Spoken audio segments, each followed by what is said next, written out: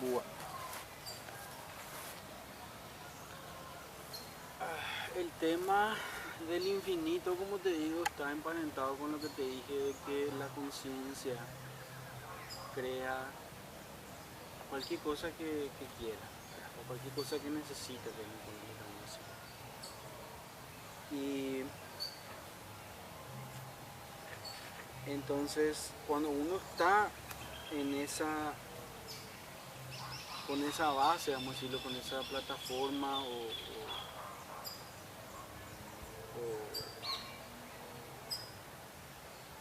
realidad del infinito, entonces ahí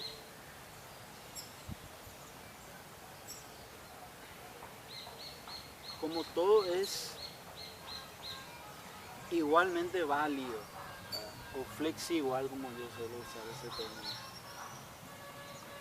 porque es infinito. Entonces finalmente se vuelven a las preferencias, porque como suelo decir también, quien quiera resucitar que resucite, quien quiera reencarnar que reencarne, y todo lo demás. O quien quiera ser inmortal que sea inmortal, o lo que sea, ¿verdad? Porque se vuelve esa especie de, como vos decís, eh,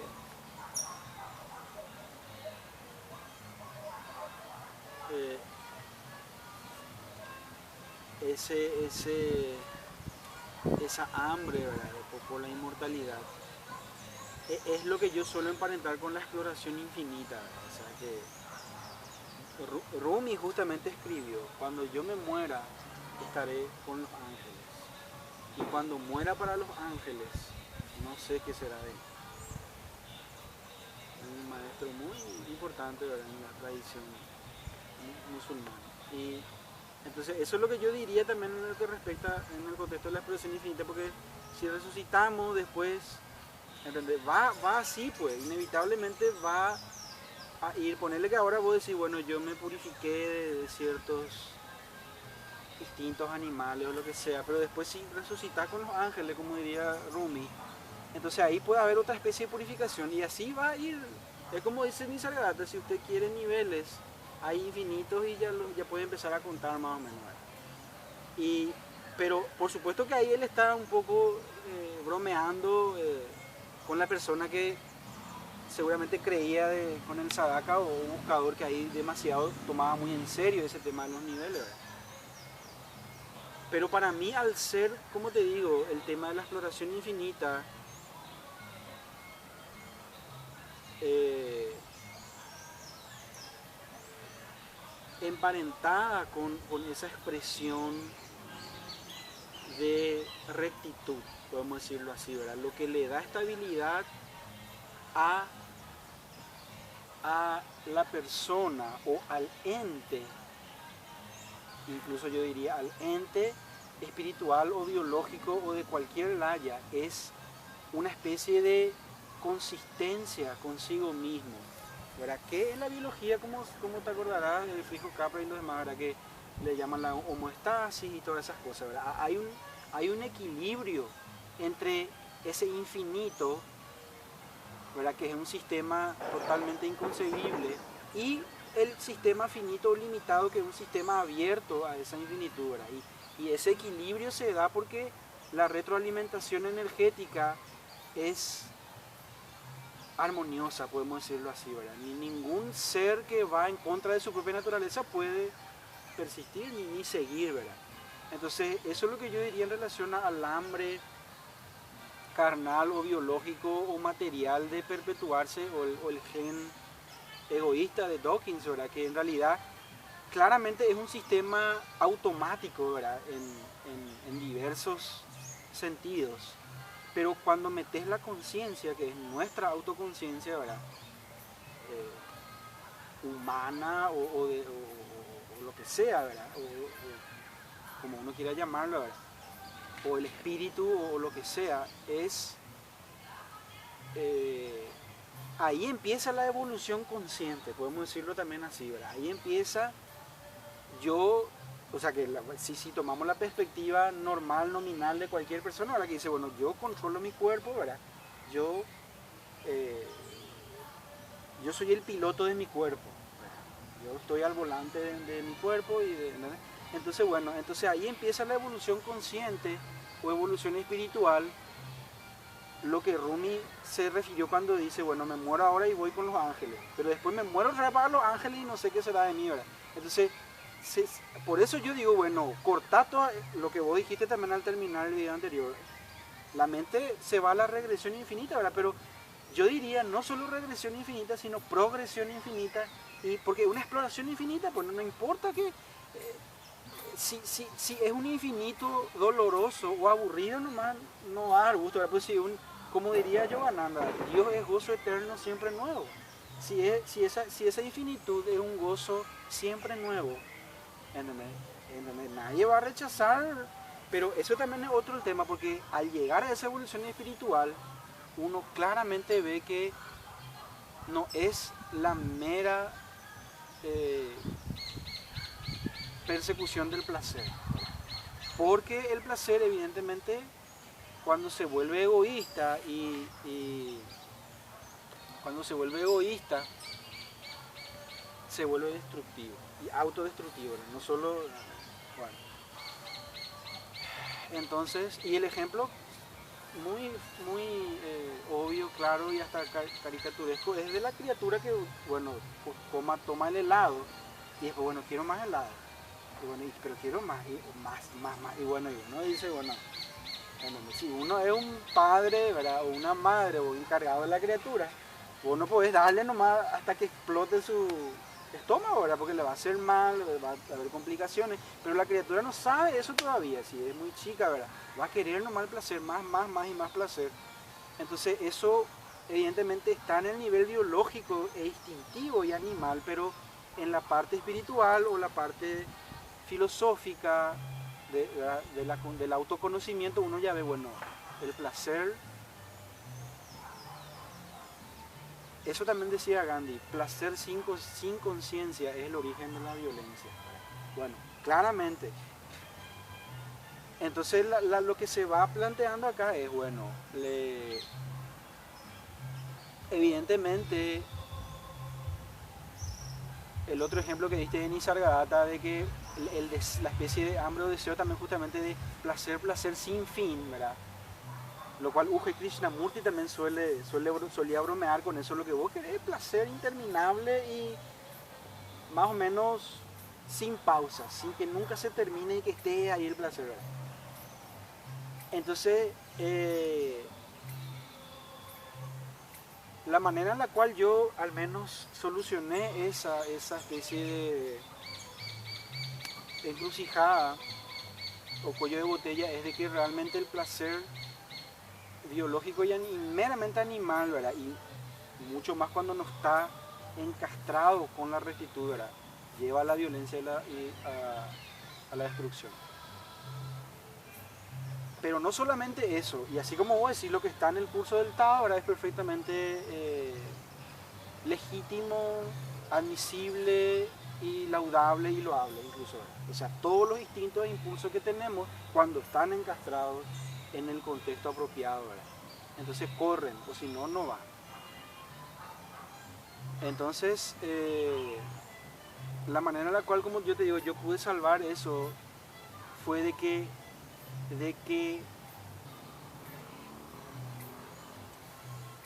mis tendencias extrovertidas justamente fueron amainando y con el autoconocimiento y por la meditación también, entonces hay una especie de placer intrínseco de ser o de la mente o lo que sea. Yo soy acá, estamos acá, del yo soy, como vos dirías, o la plenitud del ser, que quizás vos decís, bueno, ese yo soy, vos te enfocás y se expande y explota en esa plenitud del ser total. Bueno, yo podríamos encarar así, pero yo hablaría de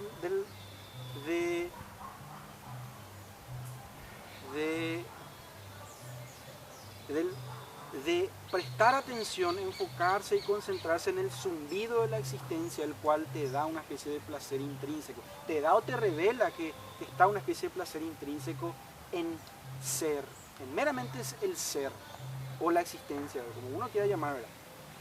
¿Entendés? Y entonces eso, por ejemplo, corta una serie de complicaciones que la gente que, como te digo, está todavía en el nivel de que, bueno, donde, no sé, voy a conseguir placer. Creo que el Marqués de Sade dio ese argumento finalmente, bueno, si no existe Dios, no existe moral, y uno solamente ya debe buscar el placer a una costa y a pesar del sufrimiento de otros. No me importa si, si yo le causo dolor a otro, yo quiero, como un violador, ¿verdad? Una persona que le ataca, ¿verdad? Y ese sería el caso eh, muy ilustrativo, ¿verdad? De una persona que por su propio placer egoísta, bueno, le ataca nomás al otro y no importa que sufra, o incluso a pesar de su sufrimiento, o quizás si tiene esa tendencia ya más enfermiza, ¿verdad? Ya, bueno, tiene ese placer morboso de ver a los otros sufrir y todo eso, ¿verdad? Eso por un lado, en lo que respecta al hambre, ¿verdad? Y yo diría que así se fue resolviendo en mi caso, porque no, yo particularmente no, o sea que disfruto de la vida, ciertamente, y trato de hacer un disfrute evidentemente mesurado y eh,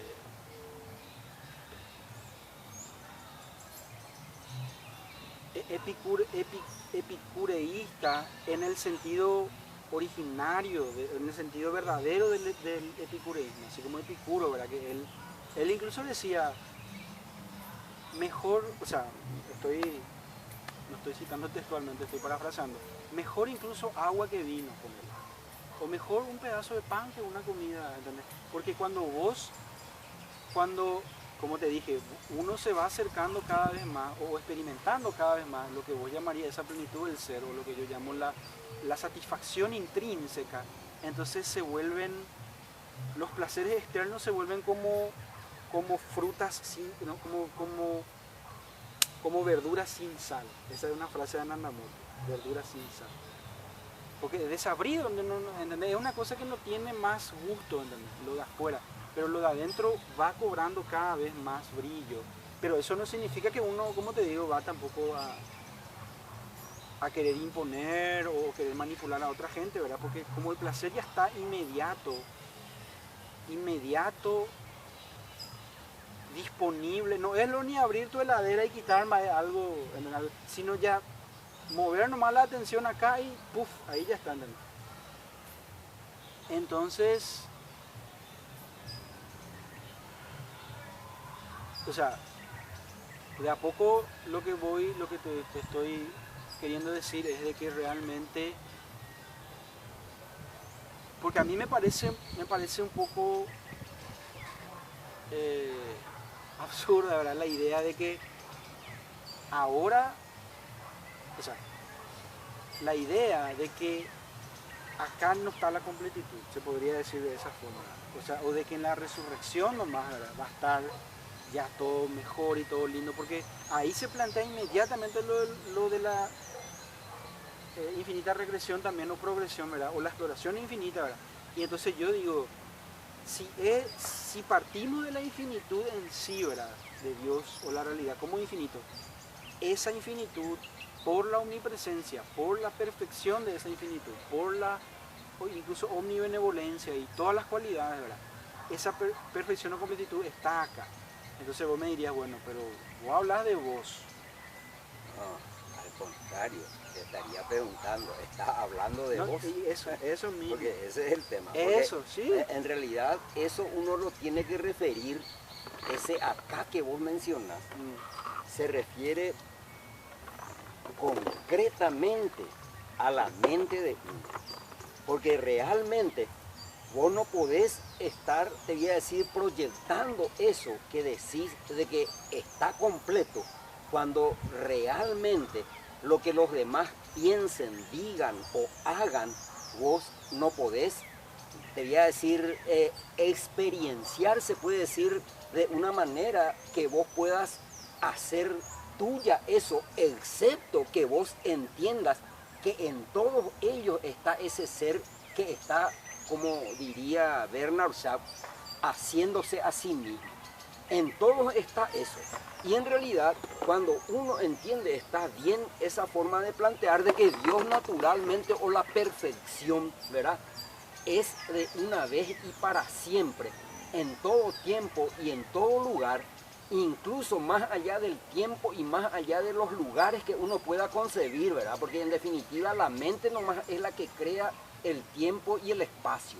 O sea, crea en el entendido de que realmente cuando el yo no está, no hay tiempo ni espacio. Sin duda que en la infinitud está, ¿verdad? Pero cuando vos estás planteando de esa manera, en realidad tendrías que ver de que definitivamente esa perfección tiene que manifestarse en tu interioridad, necesariamente, al menos con la comprensión, con la aceptación de todo lo que pasa como algo que pertenece a una realidad indivisa, que incluso todos los adjetivos que se refieren al ser incondicionado pueden ser aplicados a lo incondicionado, por usar, porque la palabra ser incluso, ¿verdad?, casi no es usada en ese contexto por el Buda, por decir, independientemente de que todos los atributos que se puedan aplicar al yo incondicionado o a lo incondicionado así,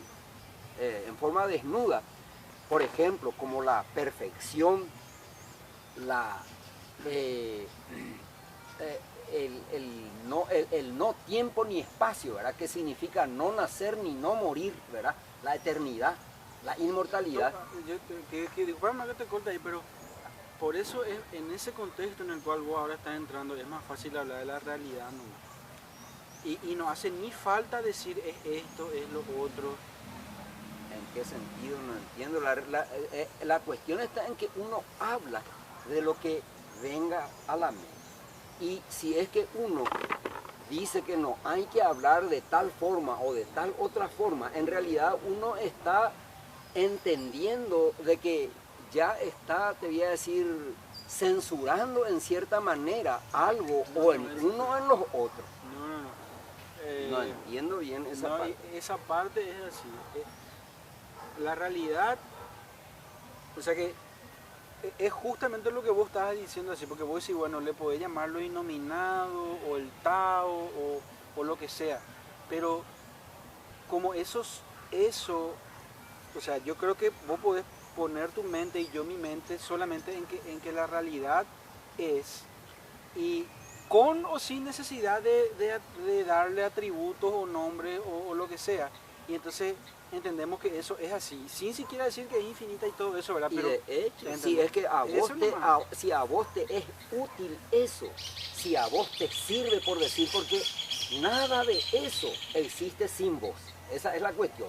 Si vos te pones a plantearte de una manera sencilla de que no hay tal realidad, excepto que vos estés, te voy a decir, incluido, entonces realmente esa realidad no existe mientras vos no estés.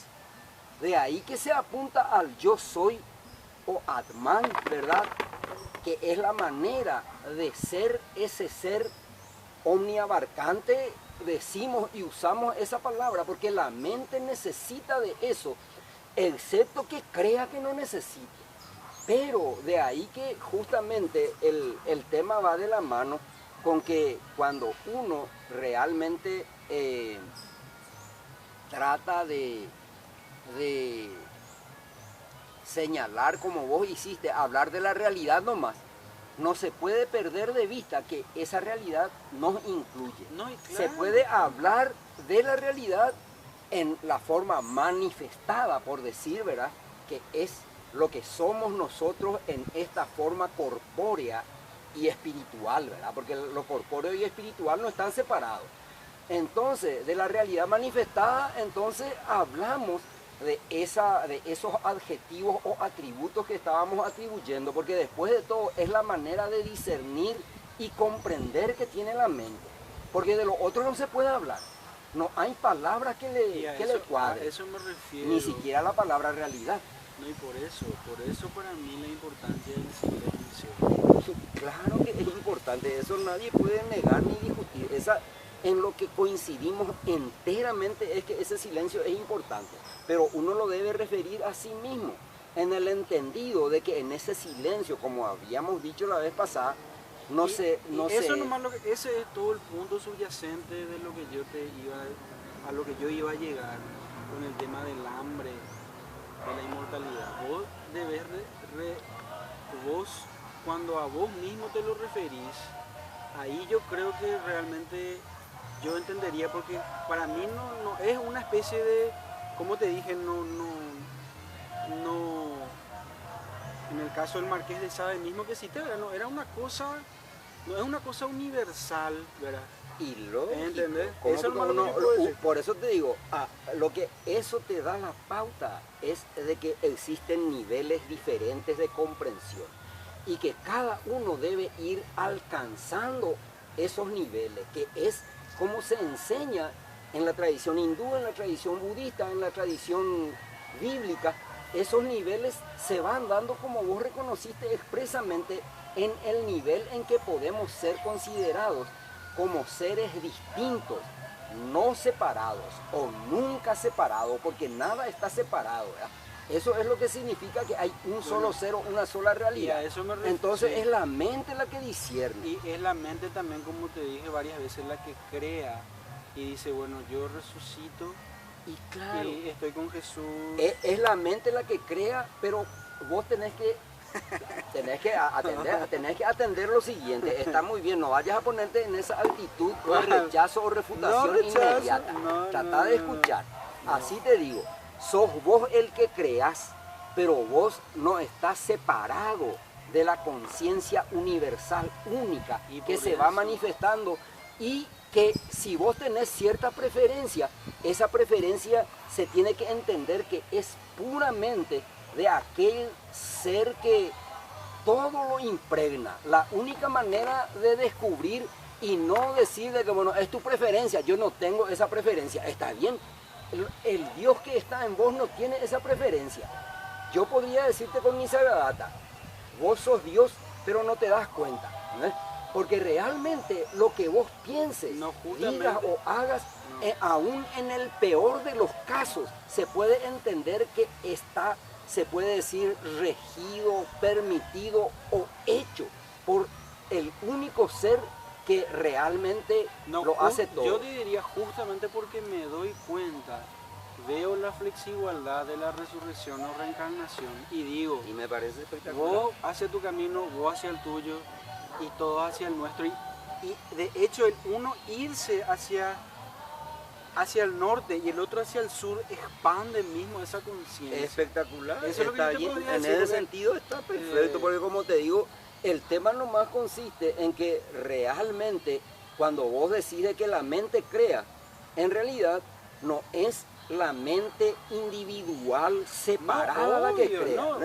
Y con eso, cuando uno se desprende de esa creencia de que en realidad la mente individual separada es la que crea lo que nos concierne, entonces uno se sujeta y se somete a ese único poder que verdaderamente emana de la realidad, por usar la palabra que usa. Es la realidad misma. Y bueno, entonces es la realidad misma. Y justamente me vino en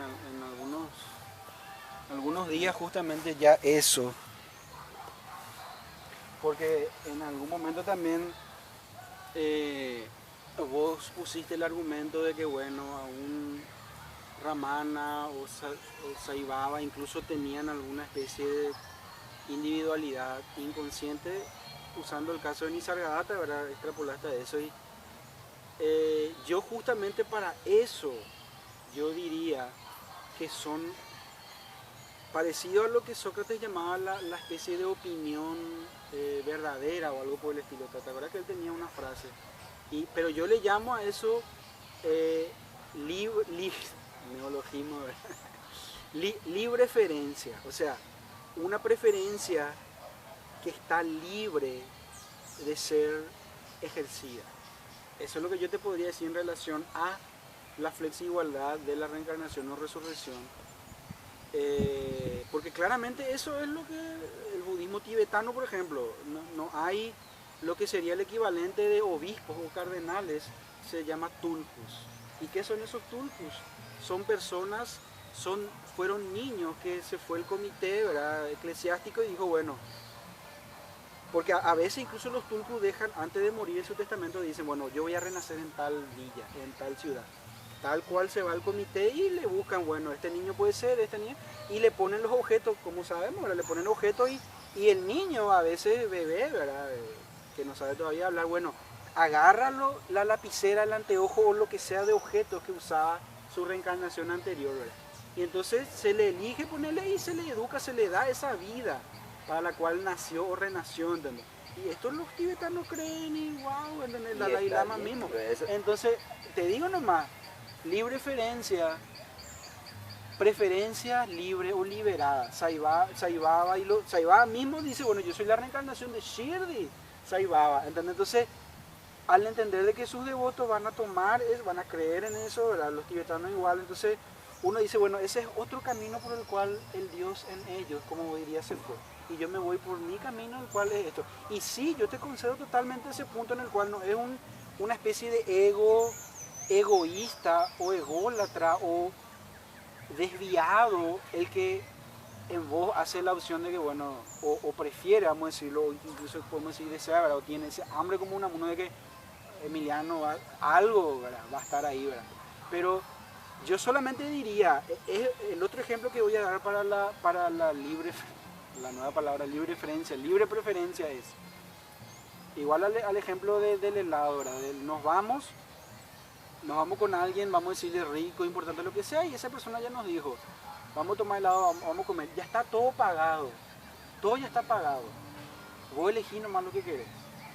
Eso es la libre, porque en general el salario es digno, o sea, el trabajador es digno, hay que trabajar duramente por lo que queremos en general, ¿verdad? Y aún en esa especie de libre preferencia tampoco se excluye ese valor del trabajo, ¿verdad? Pero sí en casos, yo como te digo, veo en casos muy notables, ¿verdad? De los maestros que solemos hablar y eso, y de que ellos claramente son fieles a su tradición o a sus creencias u opiniones verdaderas, como diría Sócrates, y eso aún causando una especie de conflicto superficial con otra gente que seguramente está con el ego todavía condicionado. Aún a pesar de causar eso, o incluso guerras o matanzas o lo que sea, aún no se desconectan de esa fuerza universal, podemos decirlo así. Eso es lo que yo te puedo decir en relación a eso, ¿verdad? No, y está bien, esa es una forma apropiada de configurar en la que vos te instalás, se Te puede digo decir. una cosa más para cerrar. Si vamos por el tema de Borges y Unamuno, por ejemplo, ¿verdad?